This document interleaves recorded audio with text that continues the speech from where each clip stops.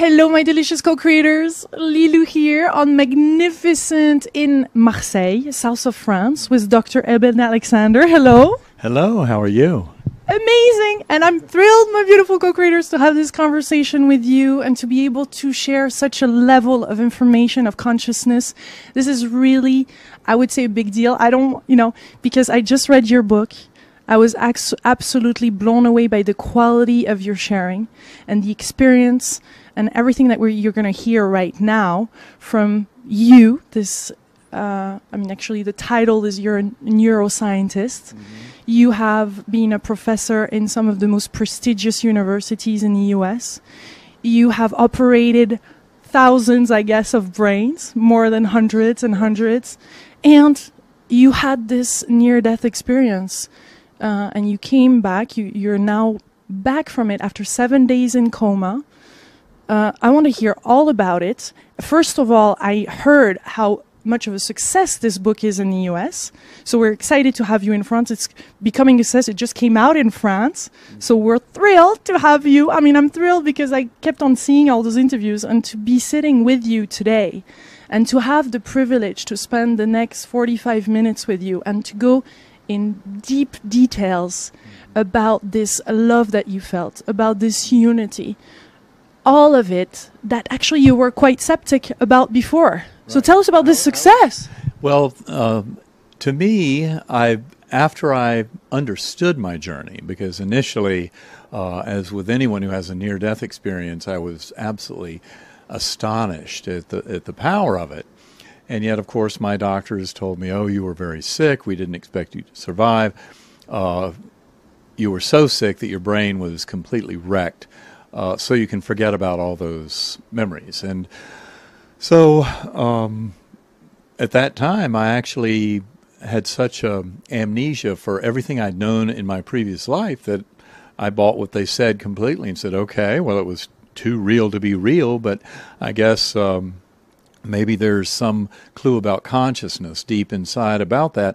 So initially, I was very skeptical that it could have been anything other than a brain process. And so I sought to explain it as a brain-based phenomenon and was going to write this up as a paper for neuroscientists to help understand that hyper-reality that it can occur deep in a coma state and a near-death experience.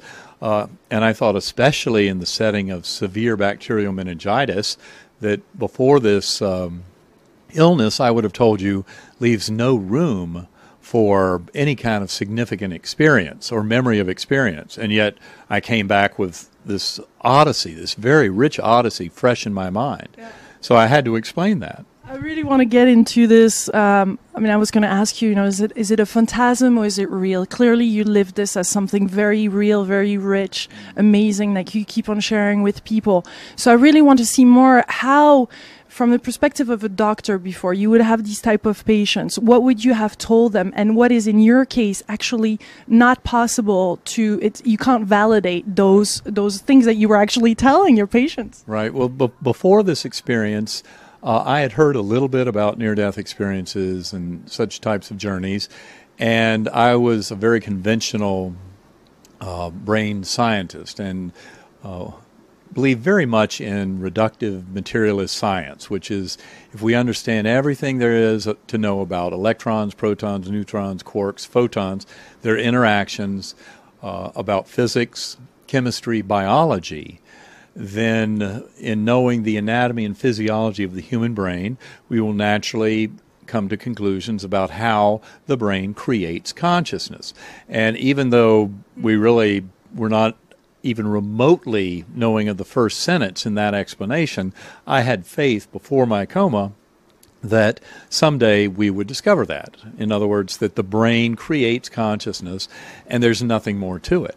And that, I think, is one of the real beauties of my journey, is that what I finally came to realize after several months of trying to get to the bottom of explaining my journey as a brain-based phenomenon in a very sick brain, mainly thanks to the fact that I had severe bacterial meningitis. It was so severe, it drove me into coma in the first 3 or 4 hours. And in and of itself, the fact of being driven into coma within 3 or 4 hours, and having severe bacterial meningitis, gave me about a 10% chance of surviving at the beginning.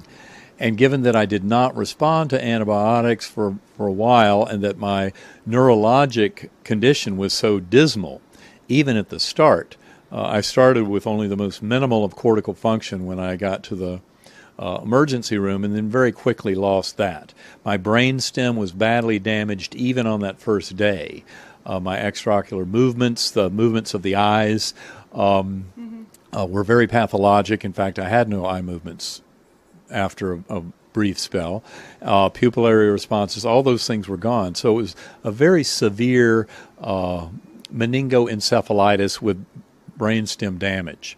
And to be in a coma from that kind of an illness for 7 days, I mean, the general rule, doctors who take care of such patients will tell you, usually going into coma that quickly, by day 2 or 3, they're either waking up or they're dead. And there's no real middle ground. And so it was kind of unusual to be there on day 6, and I was, they lightened away all the sedation and everything, and there was no significant neurologic function there.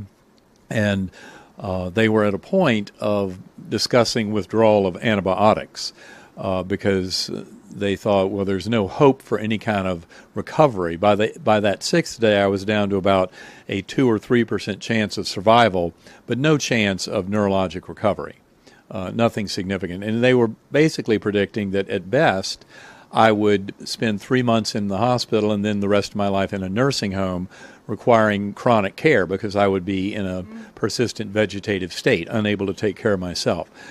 And so when I then started to wake up on day 7, it was a tremendous shock to those taking care of me and to my family and everyone else. And it was not that smooth because I spent the better part of the next 2 days kind of in and out of being conversant, although a little bit crazy, and then having this paranoid, delusional, psychotic event that was very brain-based. It had lots of language in it, as opposed to the incredible rich odyssey I had deep in coma, which certain clues showed me had to happen between days 1 and 5 of my coma, and not on day 7 when I actually started to wake up. But the vast majority of the coma experience happened deep in coma when my neurologic exam showed there was no way to have anything more than the most primitive and rudimentary of experiences, and yet I had this incredible hyper-real odyssey. And little by little, you're starting to converse with your family and the doctors, and you wanted to start to share this experience, and the paranoia had gone. And what do you usually say to a patient that tells you about their near-death experience? Well, before my coma, I would have just reassured them that they were very sick, and that, when the brain is that sick, it does all kinds of crazy things, that it's a dream or hallucination, and that they can just forget about it, go on with their life. And that's what I would have said before coma. And that's why it's so crucial. Probably the most important factor in my story is that I had a very severe gram-negative bacterial meningitis that drove me into coma within hours, and then completely ravaged my neurologic exam to where I had no function of the neocortex. The neocortex is the outer surface of the brain. That's really the part that makes us human. All of our conscious experience, being here with you now, seeing you, hearing the ocean, just appreciating every bit of our being here, my body awareness, and the language that we use, and our understanding, rational thinking, our flow of logical thought, matching all of this against our memories of past experience and trying to make sense of it and modeling the world. All of that depends on the neocortex. All of that depends on the outer surface of the brain. There are other parts of the brain down in the thalamus, which is way down deep in the brain, and then way down in the lower part of the brain, the medulla and what's called the reticular activating formation. That's an ignition system. But the actual rich, elaborate tapestry that each one of us puts together as our model of the world around us, moment to moment, demands that at least some of that neocortex be there, because that's the most powerful calculator in the brain. And you cannot put together an elaborate, complex model of reality in consciousness without having at least some of the cortex working. That's why severe bacterial meningitis over 7 days was just such a powerful argument that this very real experience, more real than even sitting here with you, was something that truly occurred. And it took me months to understand this. But because of such a severe meningitis and the richness of my experience, which was fully formed even when I was waking up, I knew the full extent of where I'd been. And then I wrote all that down in the first few weeks after I came out, and my older son was wise enough to tell me, he was majoring in neuroscience, Eben the Fourth, and he was wise enough to tell me at the very beginning when I was 2 days out of the hospital, don't read anyone else's near-death experience, don't read any physics, any cosmology, write down everything you can remember from your own journey. It took me about 6 weeks, I wrote 20,000 words, and during those 6 weeks is when all my family memories, language and family memories, then memories of my education, of physics, chemistry, everything I knew about consciousness, brain and mind, and all that neuroscience, neurosurgery knowledge, all that came out in layered fashion over those 6 weeks, and especially towards the end as I had gotten to my medical records, reviewing my scans, realizing, wait a minute, the exams on this patient, the lab results with, for instance, the sugar level in the fluid around my brain spinal cord, normally 60 to 80. In severe bacterial meningitis, that sugar level, glucose, would go to 20. In my case, it went down to 1. And with all the diffuse damage showing up on the scans, showing that my entire neocortex was affected, I came to realize, no, this could not have happened in this brain. This patient was far too sick to have any kind of experience like that. In fact, I would bet they would have no experience and certainly not remember any experience. It's a miracle. My doctors will tell you to this day that it is very much a medical miracle, something they cannot explain. There's no medical explanation for my full, complete, and rapid, over 3 months, recovery of my mental function to even something that's, I think, better than what I had before. I love the quote of Albert Einstein, either you live a life that is you only see miracles, or you nothing is a miracle. Well, that is very much the way I see things now. And, of course, I came to realize through this journey and coming back that every breath that we share is an absolute divine miracle. Every single one. And I should have known that before, but I guess I needed a thumping for me to really get it, but to realize the miraculous nature of our existence. In fact, my younger sister, who came in minutes after I woke up from coma, when I was sitting there looking at each person in the room, doctors, nurses, family, with this very deep look of admiring the sheer beauty and astonishing nature of the miracle that we share in every instant of our lives, and especially together as beings that get to share in this beautiful existence that we have, that every bit of that is a miracle. And that is the way that I now live my life. It's a beautiful gift from this journey. I want to go deeper and deeper in this journey. Before I have this question about what is the perception that you have about consciousness? What is the nature of reality? How do you see this reality now? Are we really, for sure, living this? Well, I think to me, one thing that became very, very clear from my journey is that the thing that exists is consciousness. The thing that truly exists is that part of us that can question whether or not we think, that part of us that moment to moment is alive and present and aware. That is consciousness. Now, the little voice in my head, the little voice that I spent all those years educating to be a neurosurgeon, that little voice of rational scientific thought, that is not me. The consciousness in me observes that voice. Very important to realize that that little voice is not the consciousness. The consciousness is the aware part of us that sees that, hears that little voice, and is aware of our existence moment to moment. And that was a profound realization from my journey that, of course, I now use all the time when I do meditation. And for me, meditation is something I do 2 or 3 hours a day. And it's very much about getting in touch with my inner awareness. I might use that little voice in my head to make a request, state an intention on the way in, state gratitude, profound gratitude for this existence, but then that little voice must be quiet, because then I go into deeper and deeper meditation. And what we end up finding, and of course this is something that's been known for millennia by deep meditators, Tibetan monks, Buddhists, many who are very adept at getting deep into the fantastic mysteries of consciousness, which really are the root of all of existence in this universe. And that's the crucial thing to understand. So I came away realizing that consciousness indeed is the primary thing that is.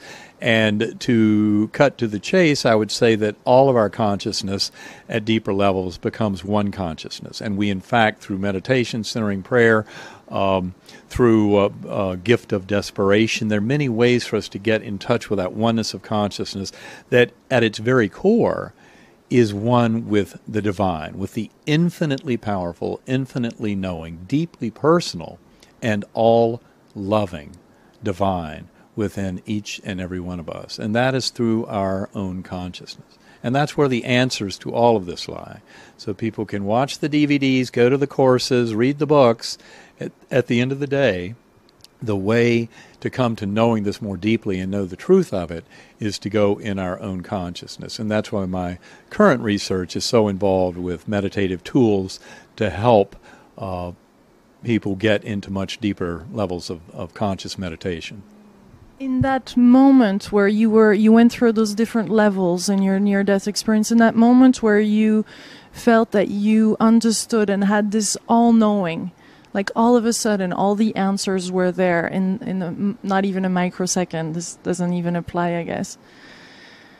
Wow, what a moment! Was that like a moment? How did that felt? That particular moment? It's so interesting because one thing that was very clear to me in that journey, and I describe in my book a very simplistic realm that was kind of the initial realm, and that was my realm that did not involve any memory of my life. There were no words, I had no body image, and in the book I call that the earthworm eye view. And it was very kind of monotonous and sounds a bit foreboding when I discuss it, but when I was there, especially since I did not remember anything of my existence before, I simply accepted it for what it was. It's very different than any other near-death experience. It's different from some, but especially when you go back, you find that that is often present in some of the deeper transcendental near-death experiences. And not only that, if you go back into the afterlife literature, going back hundreds and even thousands of years, you find that there's a certain consistency to that realm being there. In fact, I would say, many people asked me early on, well, was that earthworm eye view, was that hell or purgatory? And my initial response was no, it was really not very interactive at all. And it was more like a muddy kind of place where you murky, underground, like roots, or I literally remember roots or blood vessels that were kind of all around me, and I could sense way off into the distance, even though it was dark and foamy, and occasionally some almost animal-like face would kind of boil up out of it and then go away, kind of a dark side to it all. But you were able to get out of it, and you were able to in an easier and faster way to get out of it, and to which is also, I love to make the parallel, with our regular life too, and the lessons and all that, because obviously we have our moments of despairs, of fears, of total anxieties, yes. But there is a way out to this light, to this very much this pure love. That was one of the most beautiful gifts of this, was when I had been in that lowly realm for a long time, there was this lovely light, a clear, very clear white light that had a kind of a rough surface with these fine tendrils, white and gold, that were streaming off all around it. And it was slowly rotating as it came towards me. And probably one of the most beautiful aspects to it, aside from this lovely appearance, was the fact that it was associated with a perfect musical melody. And those notes so perfect. And this came after a very long time in that coarse realm where all I'd heard was a pounding monotonous, like someone smashing on an anvil, deep underground. And so this lovely melody associated with a spinning clear light was a beautiful gift. And it opened up like a hole in the fabric of that ugly reality. And it was a portal up into this lovely valley, a brilliant, verdant, very fertile, alive valley that was filled with lush greenery. And again, I had no body awareness in this realm, but I was moving up through it because I was a speck of awareness on this butterfly wing. Now, this was not any kind of butterfly you'd find on Earth. It's not one where some entomologist could give you genus and species. But that's the best earthly word I have for this conveyance. And it was moving up into this brilliant valley, up into very bright green. You could see all of this lush, fertile growth going on even as we flew by. And there would be flowers and buds on trees that would open up. And I can remember the perfect, intricate, amazing texture of these very alive flowers and buds that were so clearly fertile and filled with life that they would just open up and unfold and reveal this incredible beauty even as we were flying by. And so all that was going on. And beside me on the butterfly wing, a beautiful girl, absolutely perfect and so lovely. And I could remember her face so well. These high cheekbones, broad smile, high forehead, light brown hair, sparkling blue eyes, and just this deep look of pure love. And it was so intense and beautiful. She never said a word, but her thoughts, and these were not as words, but as concepts. When I wrote this up weeks later, I would write the words, but the concepts very clear. You are loved and cherished dearly forever. You have nothing to fear. There's nothing you can do wrong in this realm, in that spiritual realm. I had nothing I had to worry about. There was nothing I had to get right. That I was deeply loved and cherished and would be cared for and nurtured. And just the love, the pure bliss that came with this love from her, a love so far beyond the love that we feel on earth, whether it's romantic love or it's parental love or filial love, the general love for all of humanity, all of life. All of those loves are in the right direction. But this love that she showed me, purely without conditions, was the purest form and transcended all of the others. And I cannot put into words, I mean, just to even talk about it now just gives me just these shivers of bliss because it was so powerful and so complete. And in that same setting, I saw these souls dancing below us. I, in my early writing, said they were appeared as peasants, but there was so much happiness and joy and this simplicity in their love, and lots of children playing and dogs jumping, and it was just a beautiful, wonderful, perfectly mirthful existence. And then above us in the sky, these billowing clouds of color against this blue-black deep sky in the background. And then beyond those clouds, these orbs, these brilliant light orbs of spirit beings that were leaving these dazzling trails of golden dust, sparkling. And they were swooping in these formations, and all of that, of the memory of these beautiful arcs, these orbs of light, such pure beings, were sending down wave after wave of these anthems, chants, angelic choirs, hymns, crescendo after crescendo after crescendo, beyond any beautiful music I've ever heard on earth. It was moving to the soul and the heart and the spirit, pure emotional power, the bliss of that intensity of love that was just coming down. And in remembering it weeks later to write it up, it was so confusing, but it was clear that one doesn't see with the eyes and hear with the ears. And at times in this realm, you would become all of what was being shown to me, and I would feel the emotional intensity in other beings as part of the lessons that I was there to learn.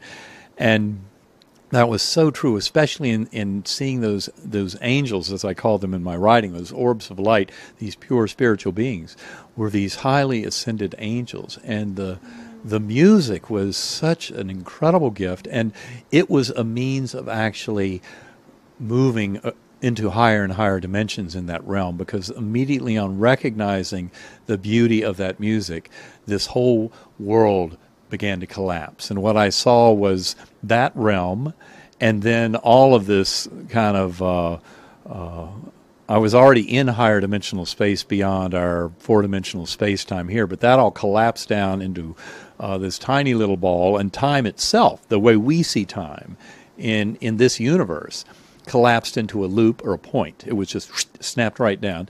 And then there were higher dimensional causality that came into it, really the dwelling place of our souls, where our souls go through so much of the kind of higher soul, lower soul that has to do with our connection through the veil, our veil of not knowing that other side so clearly, but having to go on faith from this side. But on that other side, much more knowing, where we're united with our soul mates. And it has everything to do with our learning the lessons from this incarnation, allowing ascendance of our souls in that higher causality, in a time that is completely outside of Earth time, of this universe time, and a time that has complete access to any part of time here, which of course explains so much about near-death experiences, about seeing departed loved ones' souls, about after-death communications, past life experiences, reincarnation. There's a tremendous amount of scientific data that supports the reality of those things. When one takes the time to actually look at the data and realize, oh my gosh, this is real. There's something going on here. And then even to a higher realm, which I call the core, which was the home of that divine, that all-powerful, all-loving, infinitely pure source of the entire multiverse. And in that core realm, this awareness of infinity far beyond any infinity of these lower realms, infinite inky blackness, but also beside me this brilliant orb of light, of pure light. And there was a sense of the three of us, a very strong sense that there was this divine, all-powerful, all-loving that is certainly in that realm nothing you could see at all. You sensed everywhere throughout that infinity and that eternity, and the orb of light. I even had the sense that the orb of light was like a translator or interpreter. And in my early writings, I thought the source of light was like my beautiful companion on the butterfly wing, who I came to call my guardian angel. And I'm not certain I can make that correlation, but I do know that there was a very strong sense of a triangle in that core realm, of that infinite, all-powerful, all-knowing, and fully creative God, the orb of light, and then my consciousness. But this consciousness was so far beyond an individual human consciousness. It was much more of a consciousness even grander than all of humans and life on Earth, but the far grander cosmic consciousness that we all share. And I was told that the part of me that was this observer, this awareness, this consciousness, was not there to stay. So, in essence, that awareness, some part of it, would be coming back. That I was not there to stay, but in fact, that part of me that still had this attachment all the way down to the Eben Alexander on this earth was to learn many things that they would teach me about love, and how love was the fabric of all the higher dimensions and even was dominant down in these low dimensions, how evil was there to serve as basically a trace impurity that allowed for the manifestation of our free will in this realm, and that is the biggest gift of that all-loving God for us, is loving us so dearly, but still to allow us to have choice and to make choices in this world, to have free will, and that was a huge part of it. And understanding so much more about the physical makeup of space-time consciousness in both, down in this lower dimensional, but also seeing it from that higher dimensional realm of our spirit existence, and how all of that spirit is one at the deepest levels, and of course at the very center becomes one with the divine. But there was so much to all of those lessons, and even about physical makeup of it all. And it's interesting you haven't mentioned the word Om, and I posted this question on Facebook to tell people I was interviewing you, and a lot of questions came up, and one of them was Dr. Alexander used to use the word Om, and now for God. Really, tell us about this. And now you're more using the word God. Why so? Well, because it felt for them and for us that it's beyond the religion and it's another realm. I think it's important to understand that our language, our words, are very limiting. No matter what those words are, they are limiting. They divide, they try to define things and try and provide a false separation. Of course, it's useful in this realm. Down here in this dualistic realm, our language does serve a function. But coming from that highest realm, it was clear, for one thing, that all-powerful deity, really at the core of all of existence and all eternity, and the source of infinite, unbounded, indescribable love, was beyond any words. To use any word at all fails miserably.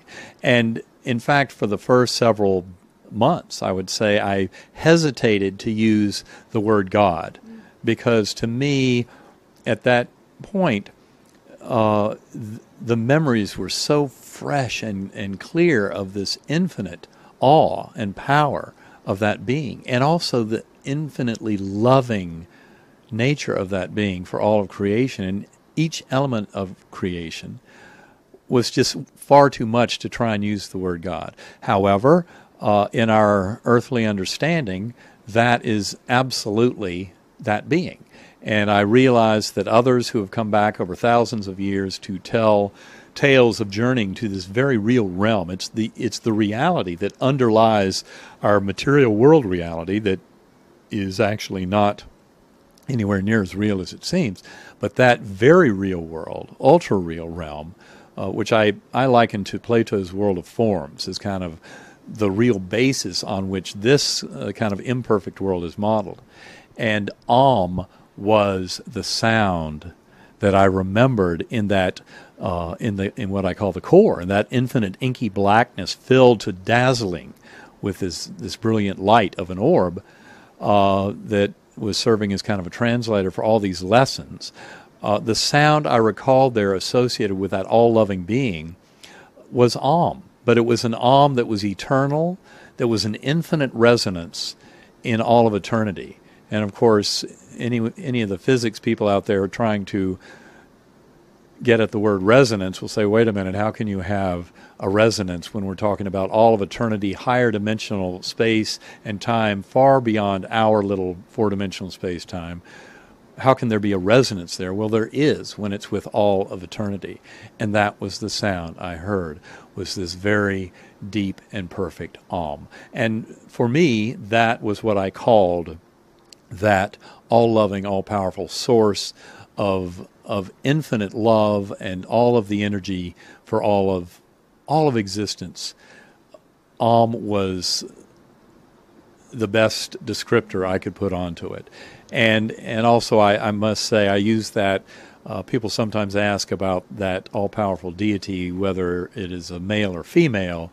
And of course, I am quick to point out that, of course, it is such a being of perfection that it is that perfect blend of all dualities, including male and female. So there is no gender associated. And so, but I would use Om as a pronoun in a sense, because that way I did not have to use he or she or it in reference to that all-powerful deity. But Om was for me, a perfect descriptor of that power. And for me, it had no previous labeling that that took away from it. Do you feel now that you are that divine, and the divine is there, and it's in all of us, that we are like mini gods on this earth? How do you feel about this relationship? Is that not even a relationship now, since it's a unity? It's I've come to see that consciousness, and which I defined earlier and said that's really in the simplest sense, it is that little spark in each one of us that allows us to have a self, a presence. It's that consciousness that can wonder whether or not I think, and therefore I am, to kind of paraphrase but extend Descartes a little bit. It is that little spark within us that actually is an eternal spark. It is not created by the brain at all. It actually is a very direct link to eternal soul, spirit consciousness that at deeper levels connects all of us. And it connects us even moment to moment in these incarnations, and connects us in grander fashion as our souls ascend in that outer realm and the causality of that higher realm. And that ascendance is all due to manifesting that beautiful unconditional love, showing compassion and forgiveness. That is the coin of that realm, is pure love. And the more we manifest that here, the more we allow for our soul's ascendance in that higher causality, in that higher realm. But of course, that same connection goes all the way to its center, which is that infinitely powerful and infinitely knowing, deeply personal, and all-loving God, which is at the core of each and every one of us through our very consciousness. And that is why I tell people you don't have to almost die to get this. This is a knowing within each and every one of us by being conscious beings. And that's why through deep meditation, centering prayer, gift of desperation, whatever the means that gets us to become aware of that we can come to know this truth in our own being and become very much the divine, eternal, spiritual beings that we truly are. But it's by getting deep into that and getting well away from the kind of illusion of the material realm, and that includes the kind of self, ego, things that are very much tied to the linguistic brain, although they don't demand it, because animals also have such structures that kind of help them. But they also are much more telepathic than we are. They're much more naturally into that kind of consciousness that we all share. Our linguistic brain actually gets in the way. And certainly our kind of worship of materialistic world, which grew so strongly in the 20th century. Possession, buying, and getting more and more. Well, not so much that as much as believing that this material world out here, the time and space, protons, neutrons, photons, that world, and our belief in the reality of that is the only reality, is so false. And it leads us away from the deeper truth, which is the thing that exists, is that awareness in me, in you, of the fact that we are a truly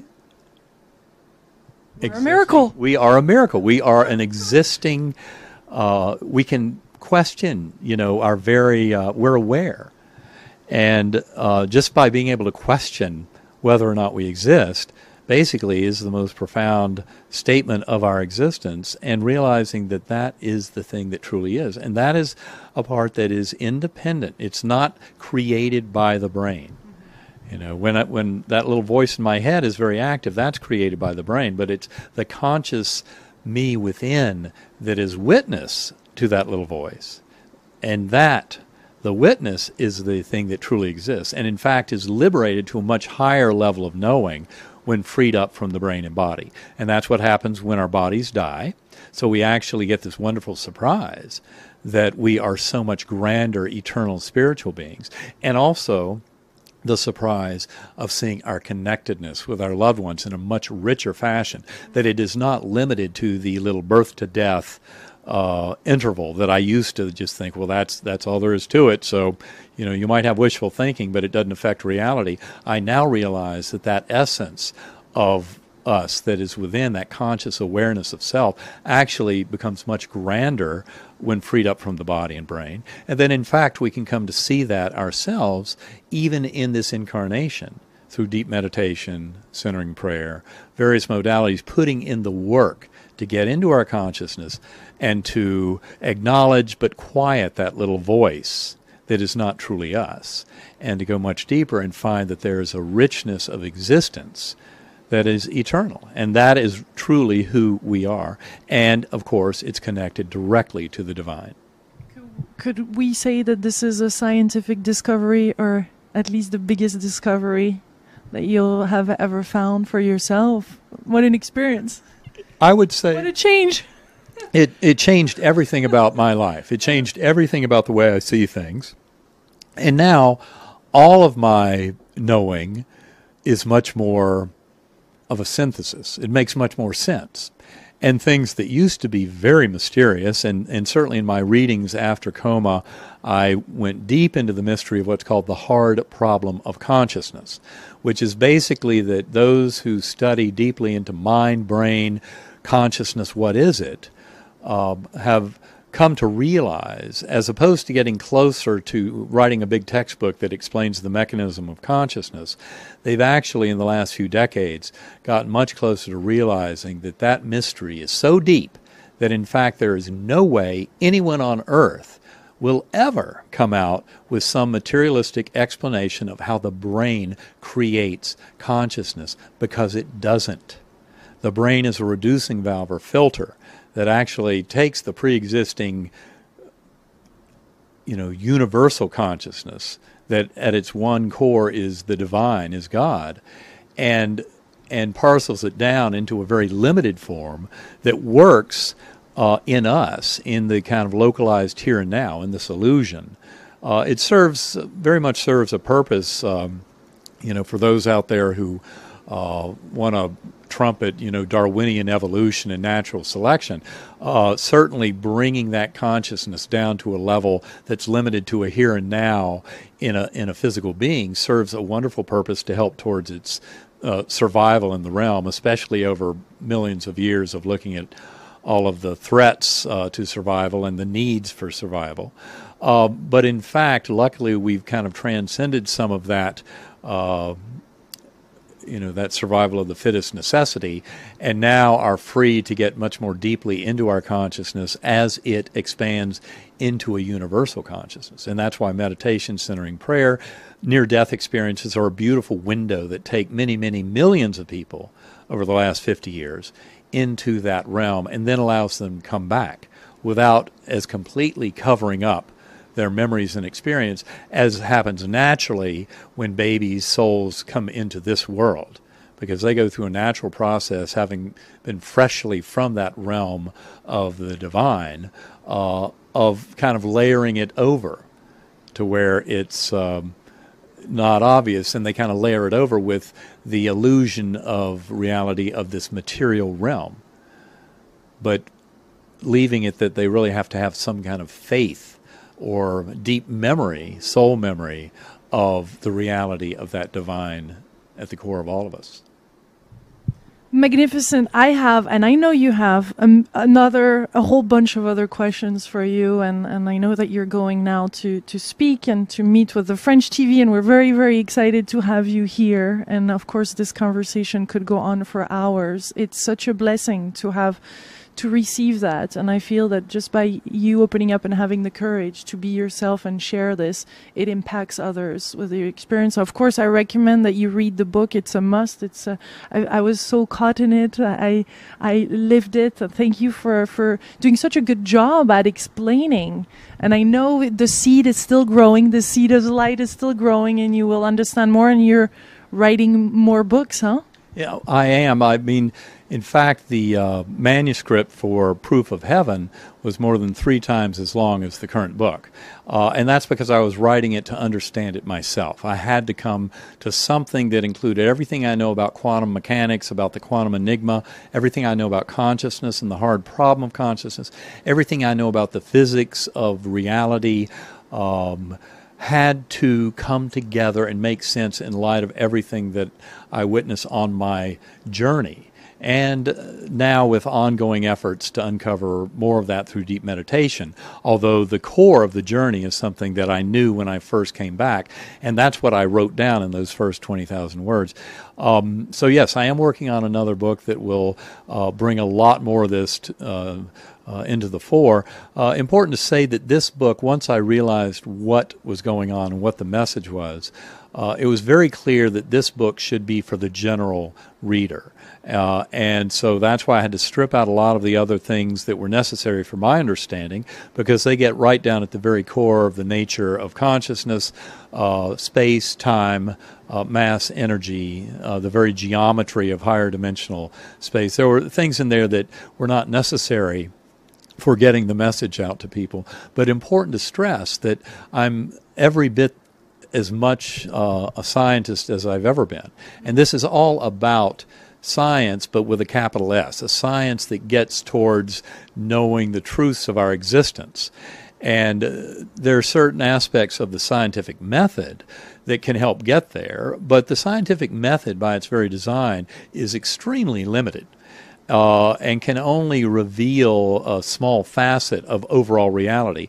Important to stress that all that wonderful, successful science of the 20th century, science and technology, in fact, was so primitive and simplistic, it had absolutely nothing whatsoever to say about a mechanism for consciousness arising from the physical brain.